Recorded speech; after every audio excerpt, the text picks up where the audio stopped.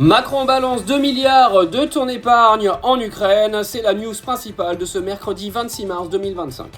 Zelensky est venu récupérer son chèque, oui, donc ça va être le titre de l'actualité aujourd'hui. Il était à Paris, donc il est passé au palais de l'Elysée pour aller récupérer son petit chèque de pension alimentaire de la part d'Emmanuel Macron, qui lui a filé 2 milliards ainsi que des chars et des missiles en venant expliquer qu'il fallait continuer de renforcer l'Ukraine. Mais dans le même temps, Emmanuel Macron est venu t'expliquer qu'il fallait que tu mettes de l'argent sur une épargne qui est censée réarmer notre beau pays, alors que lui est en train de le désarmer pour envoyer tout ce qu'on a en Ukraine.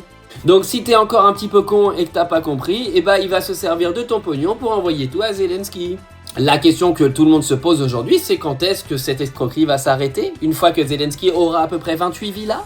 Macron ayant été exclu des négociations de paix entre la Russie, l'Ukraine et les États-Unis essaie avec son narcissisme et son égocentrisme d'exister alors qu'il n'existe pas aux yeux de Vladimir Poutine et de Donald Trump.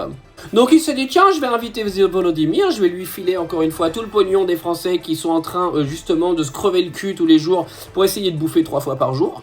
Comme ça, je vais passer à la télé, puis les gens ils vont parler de moi. Oui, parce que c'est pour ça qu'Emmanuel Macron il passe à la télé, puis il envoie de l'argent en Ukraine. C'est parce qu'il a envie d'être un acteur prépondérant de ces accords de paix. Ce qu'il ne sera jamais, vu que la France ne compte plus et qu'Emmanuel Macron n'est juste qu'une marionnette.